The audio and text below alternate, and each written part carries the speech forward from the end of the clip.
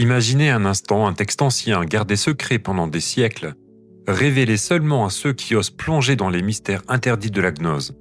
Aujourd'hui, nous allons explorer ensemble la vérité cachée de Pistis Sophia, ce récit cosmique profond où la sagesse divine, personnifiée en Sophia, chute dans les abysses du chaos, persécutée par les puissances archontiques des ténèbres, avant d'être sauvée par l'intervention du Sauveur, issu des royaumes de lumière. À travers 6 parties captivantes, vous allez découvrir la structure secrète de l'univers gnostique, avec ses éons et ses hiérarchies invisibles, la dramatique descendante de Sophia, trompée par une fausse lumière, ses repentirs émouvants et ses hymnes de supplication, la tyrannie impitoyable des archontes, qui volent sa puissance de lumière, et l'arrivée triomphante des forces salvatrices. Ce savoir ésotérique, transmis directement par le Christ ressuscité à ses disciples, révèle les mécanismes profonds de la création, de la souffrance et du retour de la lumière primordiale. Préparez-vous à une révélation qui pourrait transformer votre compréhension du monde. Si cette quête de vérité cachée vous fascine, likez cette vidéo et abonnez-vous à la chaîne pour ne pas manquer aucune découverte sur les livres interdits et les manuscrits ésotériques. On commence maintenant. Bien avant le drame de la chute, tout précède d'une source unique et ineffable, le grand invisible, cette réalité suprême au-delà de toute compréhension. De lui émanent les 3 puissances triples, force primordiale, qui organisent l'expansion divine. Puis viennent les 24 invisibles, des entités sublimes dont les émanations forment les 24 éons inférieurs. Parmi ces émanations figure Pistis Sophia, associée à son partenaire invisible. Ensemble, ils constituent l'ensemble parfait, issu directement du grand invisible et des puissances triples. Ces éons ne sont pas des espaces vides. Chaque région possède ses ordres, ses hiérarchies, ses autorités, ses archanges, ses anges et ses serviteurs. La lumière circule en cascade, des domaines les plus élevés vers les plus bas, formant un cosmos vivant et harmonieux. Au sommet de tout trône le trésor de lumière, voile suprême où réside la lumière la plus pure. C'est cette lumière que Pistis Sophia contemplait depuis sa demeure depuis le 13e éon, lieu de justice situé à la frontière entre les régions intermédiaires et les mystères supérieurs. Elle y chantait sans cesse des louanges, tournées vers cette gloire qu'elle entrevoyait au travers du voile. Le Sauveur, enseignant à ses disciples après sa résurrection, décrit comment il traversa ces régions lors de son ascension. Passant les voiles du 13e éon, il trouva Pistis Sophia en dessous, affligée et séparée de sa place originelle. Cette structure hiérarchique explique le chemin des âmes. Elles doivent remonter à travers ces éons pour retourner à leur source primordiale. Les 12 éons inférieurs, régis par des archontes, forment la sphère du destin, appelée Hermarméné, où les influences matérielles dominent. Au-dessus s'étend le lieu du milieu, puis le 13e éon, seuil vers les royaumes inaccessibles. Plus haut encore, les incontenables et les inapprochables, domaine où la lumière règne sans aucune ombre. Le texte insiste sur la nature de cette création. Tout est émanation, non création à partir de rien. La lumière déborde du grand invisible, descendant en régions successives de plus en plus denses. Les régions inférieures portent l'imperfection parce qu'elles sont mélangées à la matière issue du chaos, sous l'emprise des archontes, qui retiennent les particules de lumière volées. Comme le révèle le Sauveur, Pistis Sophia et son partenaire, avec les 24 autres émanations, forment les 24 émanations que le grand invisible, avec les puissances triples, a émanées. Ce nombre sacré reflète l'harmonie originelle avant le désordre qui s'introduit. Cette cosmologie n'est pas une abstraction froide, elle est la clé pour comprendre la souffrance du monde et la possibilité de libération. Sans la connaissance de ces régions, l'âme reste prisonnière des cycles du destin. Le Sauveur transmet cette gnose pour que ses disciples guident les autres vers le retour à la lumière. Imaginez un édifice immense de lumière pure. Au centre, le grand invisible. Autour, les puissances triples, puis les 24 invisibles déployant leurs éons. Enfin, couronnant le tout, le trésor de la lumière qui contient les mystères les plus élevés, entourant le premier commandement et la grande lumière elle-même. Sophia vivait dans cette splendeur, participant à l'ordre parfait. Son désir ardent de s'unir plus étroitement à la lumière suprême la rendait particulièrement sensible à ce qui brille au-delà de voile. C'est depuis cette position élevée qu'elle observait le trésor, ignorant encore le piège qui l'attendait dans les régions inférieures. Cette vision transforme radicalement la compréhension de l'existence. L'univers n'est pas un produit fini, mais un processus vivant d'émanation et de retour. Les âmes humaines sont des étincelles de cette lumière, descendues dans la densité matérielle, appelées à remonter par la connaissance des mystères. Le Sauveur souligne que connaître ces régions est indispensable. C'est la carte secrète du cosmos spirituel, le plan qui révèle pourquoi le monde invisible est imparfait et comment transcender ses limites. Les éons supérieurs restent purs, les inférieurs portent la trace du conflit à venir. Ainsi se déploie la grandeur du plan divin, une cascade de lumière descendant du grand invisible jusqu'aux confins du chaos, prête à être récupérée par ceux qui possèdent la gnose. Pistis Sophia, avant sa descente, incarnait cette harmonie. Sa place dans le 13e éon symbolise le seuil entre la plénitude et le drame cosmique qui va suivre. Cette révélation pose les fondations de tout le mystère, une structure hiérarchique vivante, puissante, pulsante de lumière, où chaque niveau reflète une facette de l'ineffable. Comprendre cette cosmologie, c'est déjà commencer le chemin du retour. Avant d'aller plus loin, n'oublie pas de laisser un like à cette vidéo. Pistis Sophia, cette grande émanation de lumière résidant dans le 13e éon, contemplait sans cesse la lumière suprême qui brillait au-delà du voile du trésor. Elle désirait ardemment s'élever vers cette lumière ineffable, plus pure et plus haute que toutes les régions qu'elle connaissait. Un jour, une lumière apparut dans les régions inférieures, au milieu du chaos. Cette lumière semblait provenir du trésor de la lumière lui-même. Sophia la vit et crut qu'elle était une émanation authentique de la grande lumière qu'elle louait depuis toujours. Trompée par cette illusion, elle quitta sa demeure dans le 13e éon et descendit vers cette fausse lumière, pensant s'approcher que la source qu'elle désirait tant. Mais cette lumière n'était pas celle du trésor. Elle avait été formée par les archontes des 12 éons. Ces puissances autoproclamées qui régissaient la sphère du destin. Le plus arrogant d'entre eux, appelé Otadès, le lion facède, avait conçu cette ruse avec les autres archontes pour attirer Sophia hors de sa place élevée. Ils avaient mélangé une partie de la lumière qu'ils avaient précédemment volée à d'autres émanations avec leur propre matière chaotique, créant ainsi cette apparence trompeuse. Dès que Pistis Sophia s'approcha, les archontes retirèrent soudain la lumière qu'ils avaient placée dans cette illusion. Sophia se retrouva alors plongée dans une grande obscurité, entourée par les puissances du chaos. Les archontes se jetèrent sur elle avec une violence et la persécutèrent cruellement.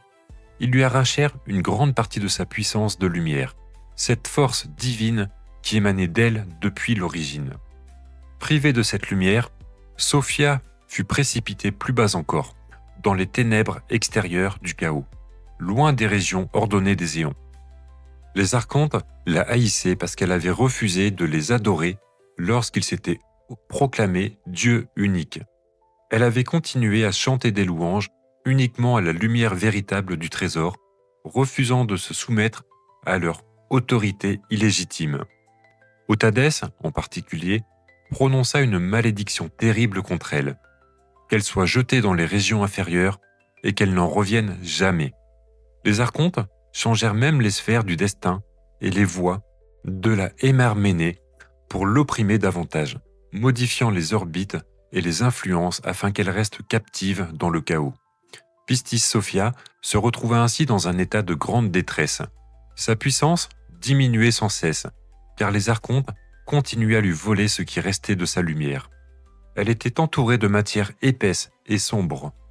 deux formes monstrueuses issues du chaos primordial. Les émanations d'Otadès, ces êtres à face de lion, de dragon, de basilic et de toutes sortes de créatures terrifiantes, la tourmentaient sans relâche. Le texte décrit avec précision cette oppression.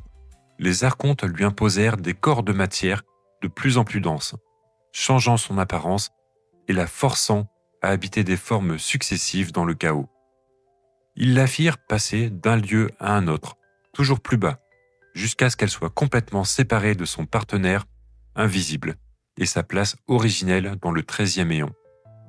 Pistis Sophia comprit alors qu'elle avait été trompée. Elle reconnut que la lumière qu'elle avait suivie n'était qu'un piège tendu par les puissances des ténèbres. Son cœur se remplit de regrets et de peur, car elle voyait sa propre lumière s'éteindre peu à peu, absorbée par les archontes, qui la transformaient en leur propre force. Ce n'est pas seulement une chute individuelle, elle représente le destin de toute étincelle divine emprisonnée dans la matière. La descente de Sophia explique pourquoi le monde inférieur est marqué par la souffrance et l'ignorance. Les archontes, ayant volé la lumière de Sophia, l'ont mélangée à la matière pour créer le monde visible, enfermant ainsi les particules de lumière dans les corps et les âmes humaines. Le Sauveur lui-même, dans son enseignement, révèle que cette chute fut permise par le grand plan des mystères afin que la lumière volée puisse un jour être récupérée. Mais pour Sophia, ce fut un moment de profonde solitude. Séparée de la plénitude des éons, elle errait dans les ténèbres, cherchant un moyen de retour. Les archontes jubilaient de leur victoire. Otadès se vantait d'avoir vaincu la grande émanation qui refusait de le reconnaître comme Dieu. Ils renforcèrent les voiles et les barrières entre les régions pour empêcher toute aide venue d'en haut. Pourtant, même dans cette oppression extrême, Pistis Sophia conserva une étincelle de foi. Elle se tourna vers la lumière qu'elle avait autrefois contemplée et commença à élever sa voix dans des repentirs profonds. Elle savait que seule la lumière supérieure pouvait la sauver de ce gouffre. Cette chute marque le tournant du récit cosmique, d'une harmonie parfaite dans les éons. L'univers bascule dans le désordre et la séparation. La tromperie d'Otadès révèle la nature des puissances inférieures. Elles imitent la lumière véritable, mais ne possèdent qu'une contrefaçon. La descente de Sophia n'est pas une faute morale, mais une erreur née d'un désir sincère de s'unir à la lumière la plus haute. Ce désir même, mal dirigé par l'illusion, la conduit dans le piège. Le texte insiste sur cette distinction. Sophia n'a pas péché par orgueil, mais par un amour ardent, mal orienté. Ainsi s'ouvre la phase la plus dramatique du mystère, une grande émanation divine, autrefois résidant dans la justice du 13e éon, se retrouve captive dans les ténèbres, dépouillée de sa puissance, attendant le secours qui viendra des hauteurs inaccessibles. Au plus profond des ténèbres du chaos, Sophia, dépouillée de sa puissance et oppressée par les archontes, lève enfin la voix vers la lumière qu'elle a autrefois contemplée. 13 fois, elle élève des repentirs profonds, des prières émouvantes qui traversent les voiles des régions inférieures pour atteindre les royaumes supérieurs. Ces repentirs ne sont pas de simples lamentations, elles sont des invocations puissantes, chargées de gnose, qui appellent le secours de la grande lumière. Dans son premier repentir, Sophia s'écrie « Lumière des lumières, en qui j'ai cru dès le commencement. Écoute-moi maintenant et sauve-moi, car les ténèbres ont couvert ma puissance. » Elle confesse qu'elle a suivi une lumière trompeuse, qu'elle a quitté sa demeure par désir ardent de s'unir à la lumière la plus haute, et qu'elle se retrouve maintenant captive dans l'oppression la plus cruelle. Chaque repentir suit un mouvement similaire. Elle rappelle sa foi originelle, décrit l'étendue de sa souffrance, accuse les archontes qui l'ont trompée et volé sa lumière, puis implore avec une confiance absolue le secours de la lumière suprême. Elle ne demande pas vengeance, mais délivrance. Elle ne maudit pas ses oppresseurs, mais affirme que la lumière est plus forte que toutes les puissances du chaos. Après chaque repentir, Sophia chante une hymne de louange, comme elle le faisait autrefois dans le 13e éon. Ces hymnes sont des recollections de gloire passée, des déclarations de confiance en la lumière inaltérable. Même au milieu des ténèbres, elle refuse d'adorer les archontes. Elle tourne résolument son regard vers le haut, affirmant que seule la lumière véritable mérite louange. Le texte révèle que ces repentirs ne restent pas sans effet. À chaque invocation, une secousse parcourt les régions inférieures. Les archontes s'inquiètent car ils sentent que leur emprise commence à faiblir. Otadès et ses émanations redoublent d'efforts pour l'opprimer, changeant les voies du destin, renforçant les barrières. Mais rien n'arrête la montée de ses prières. Sophia décrit elle-même sa situation avec une précision bouleversante. La matière du chaos se presse contre elle comme des torrents. Les formes monstrueuses issues des archontes la menacent de toutes parts. Sa lumière s'affaiblit sans cesse. Pourtant, dans cette extrémité, sa foi grandit, et elle déclare « J'ai cru en toi, lumière, et je crois encore. Ne m'abandonne pas dans les ténèbres. » Ces 13 repentirs correspondent aux 13 étapes de son oppression progressive. À mesure qu'elle descend plus bas, les archontes lui imposent des corps de matière de plus en plus denses. Mais à chaque étape, elle répond par un repentir plus profond. Le 13e repentir est le plus intense. Elle se trouve alors au fond même du chaos, presque entièrement privée de sa puissance. Mais sa voix atteint enfin le lieu le plus haut. Le Sauveur, expliquant ses repentirs à ses disciples, révèle leur puissance cachée. Chaque prière active un mystère supérieur. Chaque hymne attire une force de lumière capable de dissoudre les chaînes du destin. Ces invocations ne sont pas seulement personnelles, elles sont le modèle même de la prière gnostique, celle qui permet à l'âme emprisonnée de s'élever au-delà des archontes. Sophia ne se repent pas d'avoir désiré la lumière. Ce désir était juste et sain, mais d'avoir suivi une apparence trompeuse sans attendre l'ordre venu d'en haut. Sa faute n'est pas l'orgueil, on l'a déjà dit, mais l'impatience. Son erreur n'est pas rébellion, mais confiance mal placée. C'est pourquoi sa supplication est acceptée. Elle n'a jamais cessé de croire en la lumière véritable. Les archontes, entendant ses repentirs, s'effraient. Ils savent que si la lumière répond, leur domination sur la lumière volée prendra fin. Ils accusent Sophia d'avoir troublé leur règne, mais elle répond avec une assurance tranquille. « La lumière est ma sauveuse, et je ne craindrai pas vos faces. » À travers ses prières, Sophia devient la figure même de l'âme en exil. Toute âme humaine, étincelle de la même lumière, peut reconnaître en elle son propre chemin, la descente dans l'oubli, la souffrance sous les puissances matérielles, puis l'appel désespéré mais confiant vers la source oubliée. Le Sauveur enseigne que ces repentirs furent inscrits dans le grand plan dès l'origine. Ils devaient être prononcés pour que la récupération de la lumière volée puisse commencer.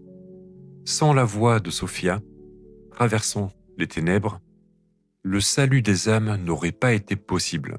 Ainsi, au cœur du chaos, une voix pure s'élève, 13 fois, brisant peu à peu le silence oppressant. Ces repentirs ne sont pas un cri de défaite, mais l'annonce d'une victoire inéluctable. La lumière entend, les régions supérieures s'ébranlent. Le monde approche où le Sauveur lui-même descendra pour accomplir la rédemption. Les archontes sont au nombre de 49, regroupés en 7 grands groupes principaux, chacun associé à une sphère du destin. Les 12 archontes majeurs gouvernent les signes du zodiaque. Ils contrôlent les voies de la Hymerménée, cette force inexplorable qui enchaîne les âmes au cycle de la naissance et de la mort. Sous leurs ordres se trouvent des légions de décans, d'anges inférieurs et de serviteurs qui exécutent leurs commandements dans la matière. Otadès règne sur l'ensemble, mais il possède 2 émanations particulièrement terribles. L'Aldabao, souvent appelé le Grand Archonte, ou le Démiurge, et Sabaoth, parfois nommé Adamas. Ces 3 figures forment le noyau du pouvoir des ténèbres.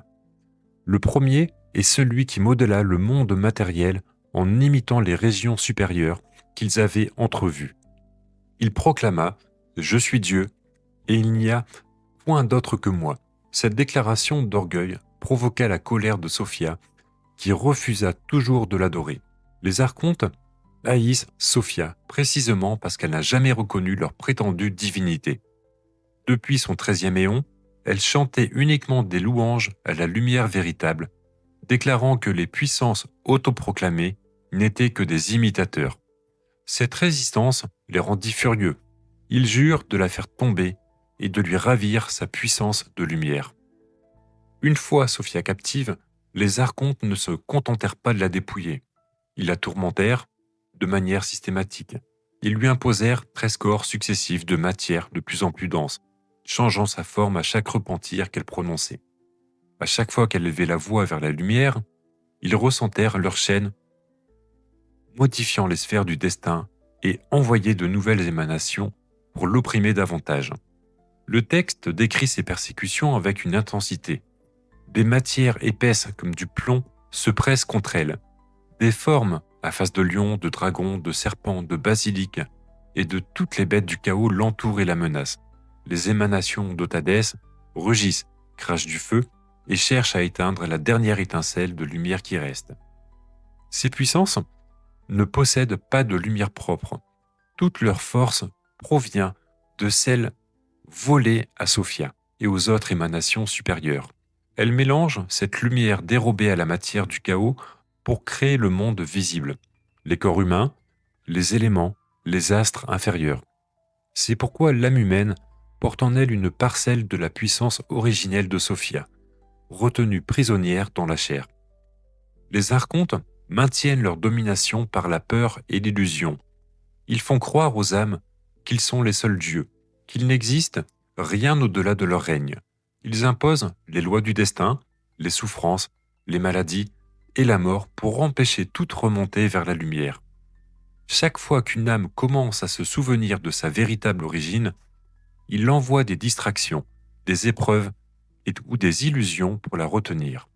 Le Sauveur révèle à ses disciples que les archontes tremblent déjà à l'idée que leur règne touche à sa fin. Les repentirs de Sophia ébranlent leurs fondations. Chaque prière fait vaciller leur trône. Otadès, lui-même, sent que sa puissance diminue à mesure que la lumière supérieure prépare son intervention.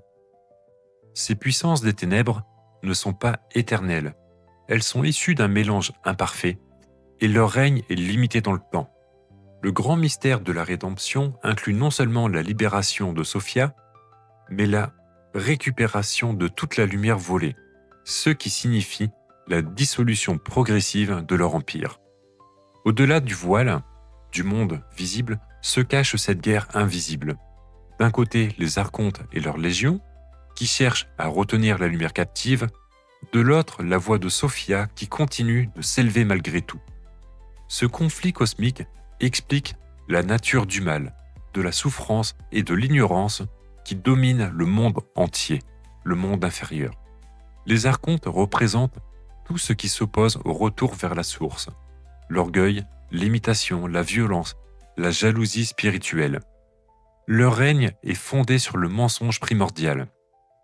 Prétendent être la lumière alors qu'ils n'en possèdent qu'une contrefaçon volée. Pourtant, même dans leur fureur, ils ne peuvent éteindre complètement la foi de Sophia. Plus ils l'oppriment, plus sa voix devient puissante. Le moment approche où la lumière elle-même répondra et où ses puissances devront rendre des comptes. Le premier mystère, qui est le Sauveur lui-même, reçoit le commandement de descendre à travers toutes les régions pour délivrer Sophia et récupérer la lumière volée. Le Sauveur raconte à ses disciples comment il quitta les régions les plus élevées, traversa le trésor de la lumière, passa les 24 éons et leurs voiles et entra dans les lieux du milieu. À chaque passage, les archontes des éons inférieurs tremblèrent, car ils reconnurent la puissance supérieure qui venait les dépouiller de ce qu'ils avaient ravi. Avant même que le Seigneur n'atteigne Sophia, il envoya d'abord 2 grandes émanations de lumière, Gabriel et Michael, les 2 grandes luminaires chargées de porter assistance. Ces forces de lumière descendirent dans le chaos. soutenirent Sophia et commencèrent à lui restituer une partie de sa puissance. Elles affaiblirent les émanations d'Otadès, qui l'entouraient, faisant reculer les matières épaisses et les formes monstrueuses. Puis vint le Sauveur lui-même, revêtu de toute la gloire du premier mystère. Il apparut dans une lumière si intense que les puissances du chaos furent aveuglées et terrifiées. Sophia le reconnut immédiatement et s'écria de joie. « La lumière des lumières est venue à moi. » Le Sauveur la prit dans ses bras de lumière, lui rendit pleinement sa puissance originelle et la releva des ténèbres extérieures. Mais la délivrance ne s'arrêta pas là. Le Sauveur, par son pouvoir, contraignit les archontes à rendre toute la lumière qu'ils avaient volée à Sophia. Otadès et ses émanations furent forcés de vomir la puissance de lumière qu'ils avaient absorbée, et cette lumière remonta purifiée vers sa source. Les archontes perdirent ainsi la plus grande partie de leur force, car ils ne possédaient rien qui leur appartenait vraiment. Le Sauveur modifia ensuite les sphères du destin et les voies de la Hémarménée. Il déplaça les orbites, changea les affluences des archontes et limita leur pouvoir sur les âmes. Il établit de nouveaux mystères de lumière qui permettent aux âmes de traverser les régions inférieures sans être retenues captives. Il ordonna que les portes des éons soient ouvertes pour ceux qui possèdent la gnose véritable. À chaque étape de cette intervention, le Sauveur agit en 3 phases. D'abord, il envoie une force de lumière qui affaiblit les oppresseurs. Ensuite, il retire la puissance qu'ils avaient volée. Enfin, il élève Sophia vers une région plus haute. Ce processus se répète plusieurs fois, car les archontes, dans leur rage, tentent encore de la retenir en modifiant à nouveau le destin. Le Sauveur relève que cette descente n'est pas seulement pour Sophia, mais pour toutes les âmes qui portent en elles une parcelle de sa lumière. Chaque fois qu'il récupère une portion de lumière volée, il la place dans les âmes justes qui sont prêtes à recevoir les mystères. Ainsi, la rédemption de Sophia devient le prototype de la rédemption humaine. Les disciples, écoutant ces révélations, demandent au Sauveur pourquoi il a fallu tant de temps pour que l'aide arrive. Il répond que tout était inscrit dans l'ordre des mystères supérieurs. Les repentirs devaient être accomplis, la lumière volée devait être pleinement mélangée à la matière afin que sa récupération soit complète et définitive. Le Sauveur enseigne également que sa propre venue dans le monde, son incarnation, sa mort et sa résurrection font partie de ce grand plan de salut. En ressuscitant, il a traversé toutes les régions, pris possession des mystères de lumière et ouvert la voie pour que les âmes puissent le suivre. C'est pourquoi il peut maintenant révéler ses secrets à ses disciples sur la montagne et être resté 11 ans avec eux. La force de lumière qui accompagne le Sauveur sont innombrables. Les anges du trésor, les serviteurs des invisibles, la puissance des éons supérieurs. Toutes se réjouissent lorsque Sophia est relevée, car sa restauration annonce la fin progressive du règne des archontes. Pistis Sophia, elle-même, une fois restaurée dans une région plus élevée, au-dessus du 13e éon, chante à nouveau des hymnes de louange.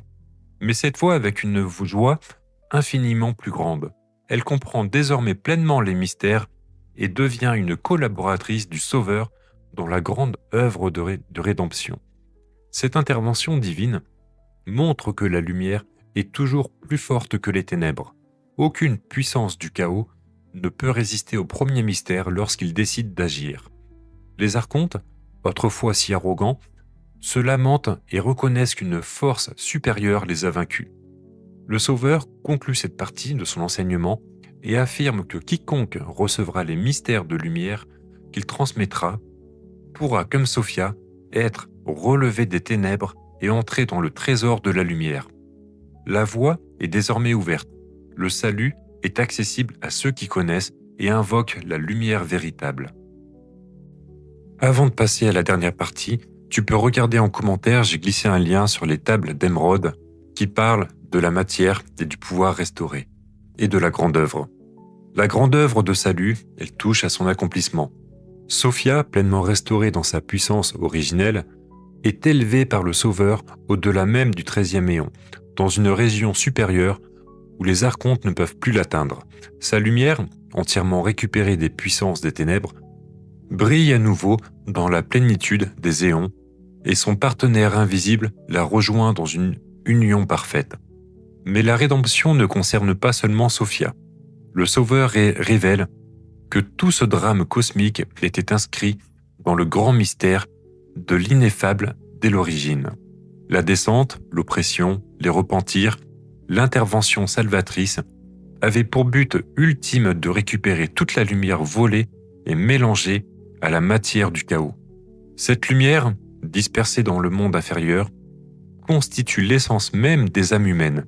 Chaque étincelle divine emprisonnée dans un corps porte en elle une parcelle de la puissance originelle de Sophia. Le serviteur accomplit donc la phase finale. Il établit les mystères de lumière qui permettent aux âmes de se libérer du règne des archontes. Il transmet 3 grands mystères: le mystère du baptême, le mystère de l'onction et le mystère suprême du pardon des péchés, qui dissolvent les chaînes du destin et ouvrent les portes des éons supérieurs. Ceux qui reçoivent ces mystères avec une foi pure peuvent, comme Sophia, traverser les régions gardées par les archontes sans être retenus. Les archontes, dépouillés de la plus grande partie de leur force, voient leur empire s'effriter. Otadès, l'Aldabao et leur émanation se lamentent, car ils ne savent que leur règne touche à sa fin. Le Sauveur limite définitivement leur pouvoir. Il fixe un temps précis où la lumière restante sera entièrement retirée de leur domaine et le chaos sera dissous. Le monde matériel créé à partir du mélange de lumière volée et de matière connaîtra alors sa transformation finale. Sophia, elle-même, devient une collaboratrice active dans cette rédemption cosmique. Elle interprète, avec le Sauveur, les psaumes et les odes qu'elle avait prononcées dans sa détresse, montrant comment chaque repentir correspondait à une prophétie ancienne et comme chaque hymne avait annoncé le salut. Elle révèle aux disciples la signification profonde des mystères, aidant ainsi à guider les âmes vers le trésor de la lumière. Le Sauveur insiste auprès de ses disciples. Chaque enseignement ne doit être donné à n'importe qui, mais uniquement à ceux qui sont dignes, qui ont renoncé aux illusions du monde et qui cherchent la gnose avec un cœur pur. Celui qui reçoit ces mystères et les garde fidèlement entrera dans le royaume de la lumière, dépassant tous les éons, tous les archontes et toutes les puissances du destin. La rédemption cosmique est ainsi complète. La lumière primordiale, qui avait été partiellement dispersée dans le chaos, retourne à la source. Le grand invisible reçoit à nouveau la plénitude de ses émanations. Les régions supérieures se réjouissent. Les voiles qui séparaient les mondes sont progressivement levés. Ceux qui étaient divisés et réunis, ceux qui étaient emprisonnés et libérés, ceux qui étaient oubliés et pleinement rappelés. Le Sauveur conclut ses révélations en affirmant que lui-même est la porte et le chemin. Quiconque croit en lui et reçoit ses mystères héritera du trésor de la lumière. Il promet que dans les temps à venir, toutes les âmes qui invoqueront la lumière avec la même foi que Sophia seront sauvées, même celles qui se trouvent encore dans les régions les plus basses. Ainsi se referme le grand cycle des mystères, de l'harmonie originelle des éons à la chute dans le chaos, des repentirs dans les ténèbres à l'intervention triomphante de la lumière, jusqu'à la restauration finale et la libération universelle. Sophia, autrefois affligée et persécutée, règne désormais dans la gloire, symbole éternel de l'âme qui, malgré l'oppression la plus extrême, n'a jamais cessé de croire en la lumière véritable. Cette révélation transforme toute compréhension de l'existence. Le monde n'est pas une création parfaite d'un Dieu unique, mais le théâtre d'un drame cosmique où la lumière divine combat pour récupérer ce qui lui appartient. La souffrance n'est pas éternelle, l'ignorance n'est pas définitive, le retour à la source est possible pour toute étincelle qui choisit. Le message final est un appel à la vigilance et à la foi. Connaître ces mystères, les vivre intérieurement et les transmettre à ceux qui sont prêts. La voie est ouverte. Le Sauveur a vaincu les puissances des ténèbres et la lumière triomphe. Si cette plongée dans les mystères profonds de Pistis Sophia vous a bouleversé, ouvert les yeux ou appris quelque chose sur des vérités cachées de la création et de la rédemption, likez cette vidéo, dites-moi ce que vous en pensez, et abonnez-vous à la chaîne pour ne manquer aucune révélation sur des textes interdits ou sur des manuscrits ésotériques. Le voyage dans la gnose, ici elle ne fait que commencer. À très bientôt.